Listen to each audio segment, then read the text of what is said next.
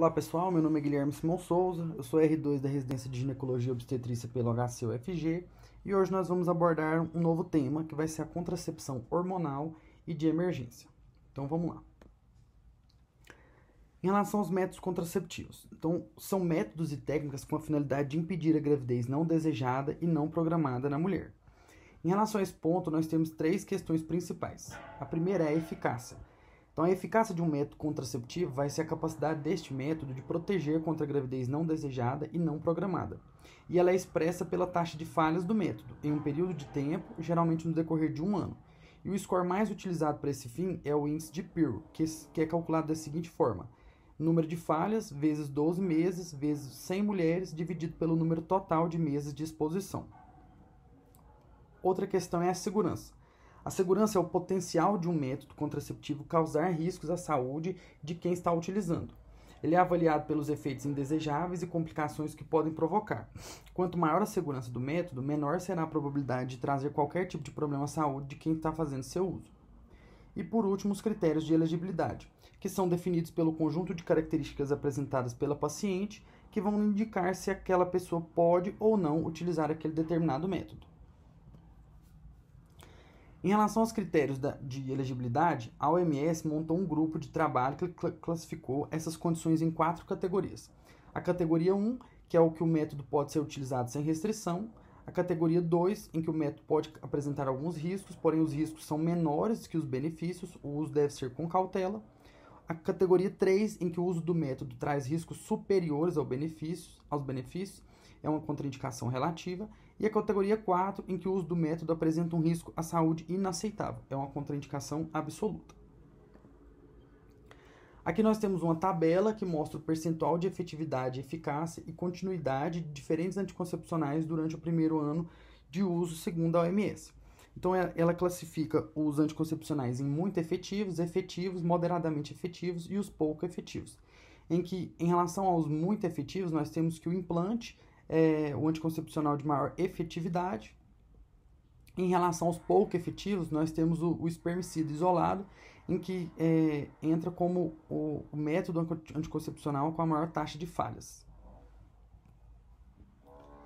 Em relação ao anticoncepcional hormonal, então é a utilização de um progestágeno ou associação de progestágeno com estrógeno com a finalidade de impedir a concepção. E hoje tem-se vários modos de utilizar essa anticoncepção hormonal, através do anticoncepcional oral, do injetável, do implante, o transdérmico, o anel vaginal e o dispositivo intrauterino, que é o DIU. Vamos abordar um pouco sobre os efeitos que causam a progesterona e os estrogênios.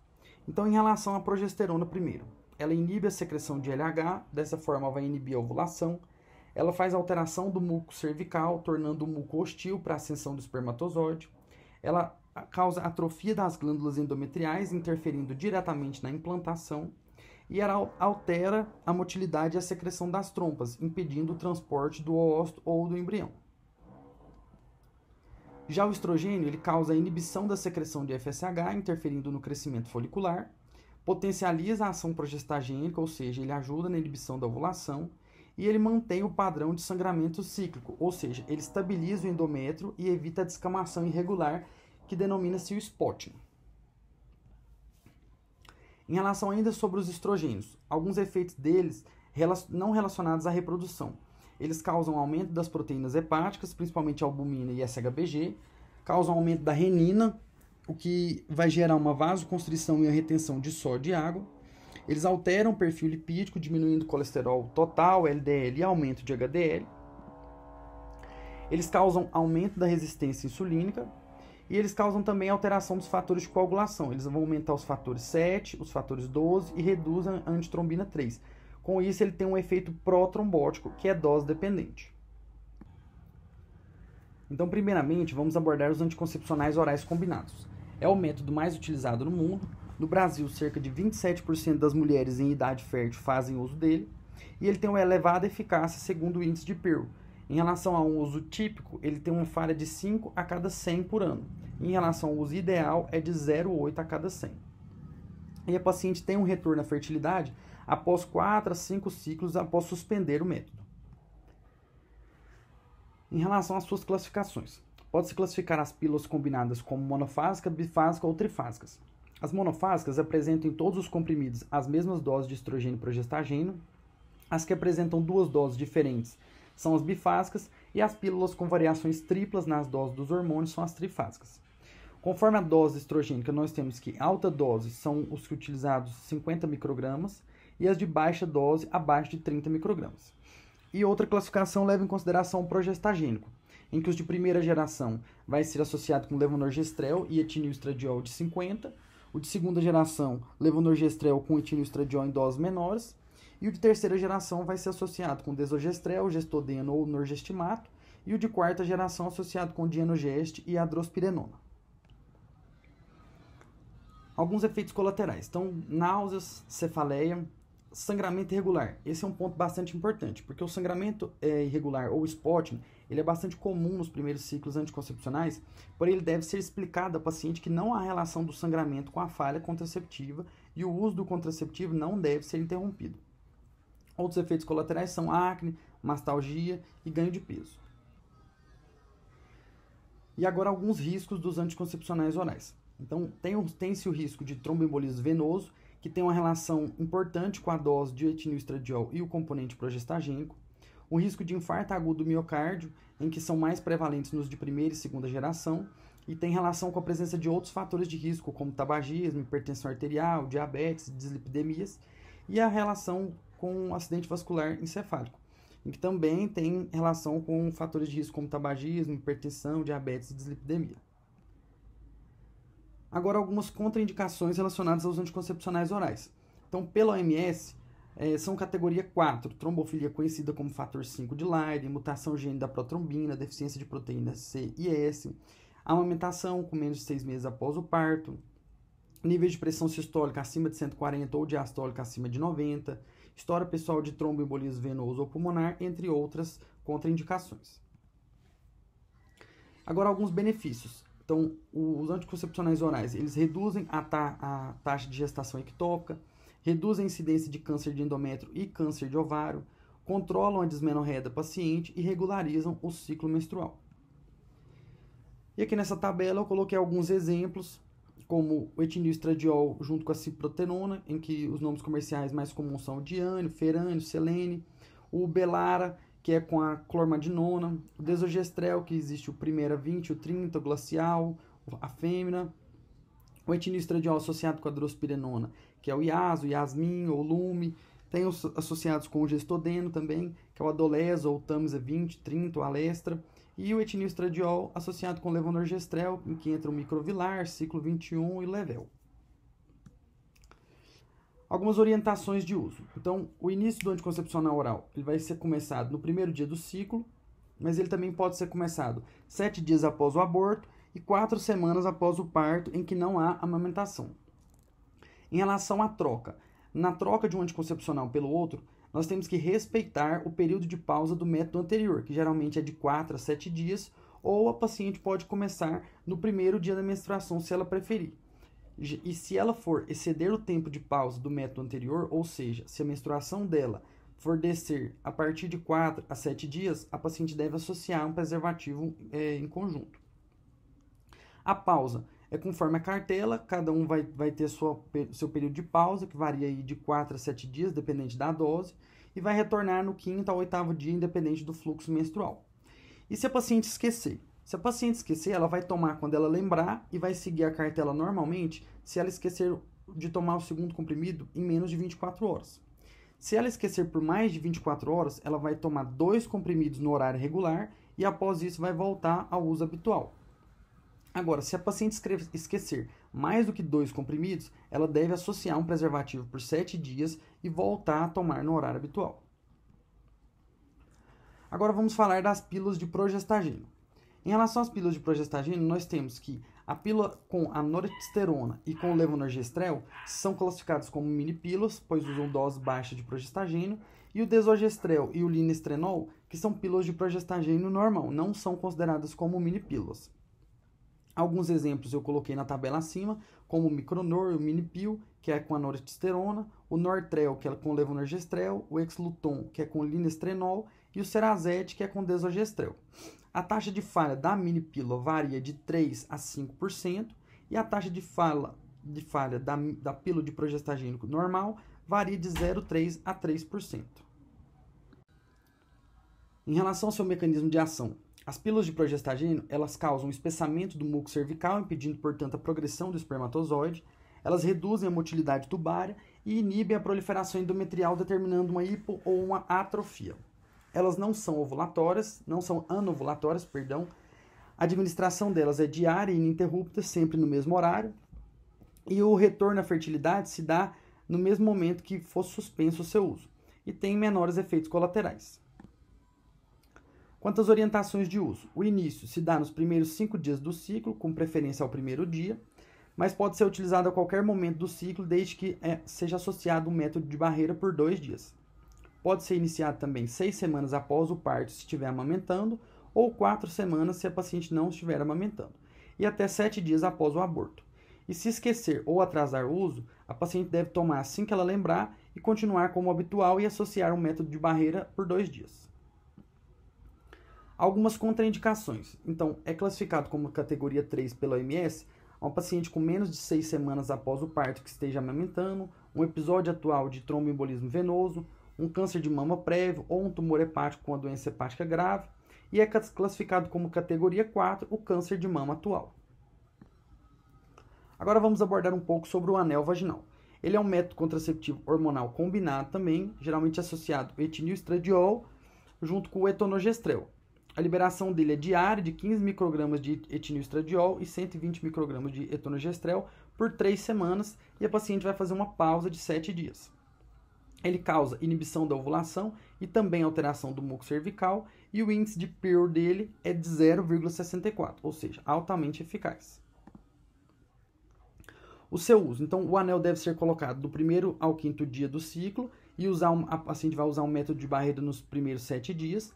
Ela vai utilizar esse anel por 21 dias e vai fazer pausa de 7 dias e vai colocar o outro anel no mesmo horário. As vantagens: tem uma grande facilidade de uso, não tem interferência de absorção gastrointestinal e o nível hormonal é constante e causa um bom controle do sangramento dessa paciente. Alguns efeitos colaterais: a cefaleia, vulvaginite, aumento da secreção vaginal, e algumas contraindicações são as semelhantes aos anticoncepcionais orais combinados. E também estenose vaginal, atrofia severa da vagina ou distopias, que também podem ser causadas. Agora vamos abordar um pouco sobre o adesivo transdérmico. O adesivo ele também é um método anticoncepcional combinado de etinilstradiol de 750 microgramas com norelgestromina de 6 miligramas. A norelgestromina ela é convertida em levonorgestrel através do metabolismo hepático. E o mecanismo de ação do adesivo ele acontece através da inibição da ovulação, da atrofia de endométrio, ele torna o muco espesso e ainda reduz a motilidade tubária. E o índice de PIR é de 0,7. O seu uso. A paciente vai começar no 1º dia do ciclo, colocando o primeiro adesivo, mas ela pode ser colocada também a qualquer momento se for descartada a gestação e a paciente usa um método de barreira por 7 dias. Então ela vai usar um adesivo a cada 7 dias, por 3 semanas consecutivas e vai fazer uma pausa de 7 dias. E o adesivo ele pode ser colocado na parte do abdômen inferior, na parte externa do braço, na parte superior das nádegas ou no dorso superior. Se houver atraso, até 2 dias não altera a eficácia. Se descolar em menos de 24 horas, a paciente pode recolocar o adesivo ou colocar um novo. E se ele descolar e ficar descolado por mais de 24 horas, a paciente deve começar um novo ciclo e associar um método de barreira por 7 dias. As contraindicações dele são semelhantes aos anticoncepcionais orais e existe uma redução da eficácia em mulheres com peso acima de 90 kg. Alguns efeitos colaterais são mastalgia, cefaleia, náusea, reação no local da aplicação, dismenorreia e o spotting, que tende a cessar a partir do 6º mês de uso. Agora vamos abordar um pouco sobre os injetáveis mensais combinados. Então aqui nesse quadro nós temos 3 exemplos. A ciclofêmina, que é uma associação de medroxiprogesterona com estradiol, a mesigina ou noregina, que é a norethisterona associada com estradiol, e o perlutan, que é a acetofenida associada com estradiol. Todas elas vão ser começadas no 1º dia do ciclo e vão se repetir a cada 30 dias. Se houver um atraso maior que 3 dias, ou se a paciente iniciar o uso em outro momento do ciclo, ela deve associar o método de barreira por 7 dias. Alguns benefícios. Então, os injetáveis mensais, eles têm um estrogênio mais natural, ou seja, tem uma menor intensidade dos efeitos colaterais. A administração parenteral ela evita o mecanismo de primeira passagem hepática e o retorno da fertilidade se dá no primeiro ano de interrupção. Alguns efeitos colaterais são alteração do padrão menstrual, cefaleia, vertigem, mastalgia. Algumas contraindicações também semelhantes aos anticoncepcionais orais e o índice de Pearl varia de uso típico com 3 até o uso ideal de 0,05. Agora os injetáveis de progesterona. O exemplo clássico é o acetato de medroxiprogesterona de 150 mg, que vai ser de forma trimestral. O seu mecanismo de ação é através da alteração do endométrio, causando uma atrofia endometrial, o espessamento do muco cervical e através do bloqueio do pico de LH com inibição da ovulação. O seu uso, ele tem um início de ação em 24 horas, a paciente vai usar por 14 semanas e pode demorar até 18 meses para essa paciente ter um retorno da ovulação quando o mecanismo de anticoncepcional for suspenso. Em relação ao índice de Pearl, ele varia de 0,3 a 3. E alguns efeitos colaterais são alteração do padrão menstrual, acne, ganho de peso e redução da densidade mineral óssea. A contraindicação clássica ao injetável de progesterona é o câncer de mama atual, classificado como categoria 4 pela OMS. Nós temos algumas outras contraindicações categoria 3, que deve ser pesado o risco-benefício, como acidente vascular cerebral, doença cardíaca isquêmica atual ou pregressa, um sangramento vaginal inexplicável, entre outros. Agora vamos abordar um pouco sobre o implante subdérmico. O implante subdérmico ele é feito só de progestagênio, o exemplo clássico é o etonogestrel, em que o mecanismo de ação se dá através da anovulação, da atrofia endometrial e da alteração do muco cervical. O seu uso ele é utilizado nos 5 primeiros dias do ciclo, ou pode ser iniciado também 6 semanas após o parto ou 7 dias após o aborto. O índice de Pearl dele é de 0,024 e ele tem uma duração de 3 anos. As contraindicações dele são semelhantes aos injetáveis de progestágenos e os efeitos colaterais dele mais comum é o sangramento menstrual irregular. Mas também temos a acne, cistos ovarianos, labilidade emocional. Aqui nós temos uma figura de como ele é colocado. A inserção dele é no plano subdérmico, ao longo do sulco do bíceps, na região interna do braço, 6 a 8 centímetros do cotovelo. Agora vamos abordar também um pouco sobre o DIU, o Sistema Intrauterino Liberador de Levonorgestrel. Ele tem uma duração de 5 anos e é feito com 52 mg de levonorgestrel, que é o Mirena, ou com 19,5 mg de levonorgestrel, que é o Quilena. O índice de Pearl é de 0,1 e os mecanismos de anticoncepcional são muco espesso e hostil à penetração do espermatozoide, redução da motilidade tubária e um forte efeito antiproliferativo no endométrio. Algumas orientações gerais. Então, o exame ginecológico completo, incluindo toque bimanual e o exame especular, deve ser realizado antes da inserção, observando o conteúdo vaginal anormal sugestivo de infecção, a posição uterina, visto que os úteros extremamente retrovertidos não diagnosticados são mais comumente relacionados à perfuração. O tamanho uterino preferível para o sucesso do método deve estar aí entre 6 e 9 centímetros. Em relação à perfuração uterina, é uma complicação rara da inserção do DIU, porém todas as perfurações uterinas parciais ou completas ocorrem no momento da inserção do DIU. Em relação à infecção, as evidências dos grandes estudos de corte, estudos caso-controle, estudos randomizados, indicam que qualquer risco de infecção genital depois do primeiro mês de uso do DIU, ela é pequena. A expulsão do DIU ela é mais comum no primeiro ano de uso, ocorrendo em 2 a 10% das usuárias, e o maior fator de risco é o pós-parto imediato. Uma mulher que expulsou um DIU, por exemplo, ela tem uma chance de 30% de expulsar um novo dispositivo subsequente. Em relação à gravidez ectópica, o uso do DIU não aumenta o risco de prenhez ectópica. Um grande estudo multicêntrico realizado pela OMS concluiu que as usuárias de DIU têm um risco 50% menor de ectópica. Porém, caso ocorra a gravidez na presença do DIU, esta tem maior chance de ser ectópica. E em relação ao fio perdido, muito comentado, nestes casos, pode ser utilizada uma pinça longa no interior do canal cervical com o intuito de visibilizar o fio, E caso isso não seja possível, deve ser considerada a realização de ultrassonografia. E se o dispositivo estiver bem posicionado, ele pode ser mantido e na época da troca sua remoção deverá ser feita através de via estereoscópica.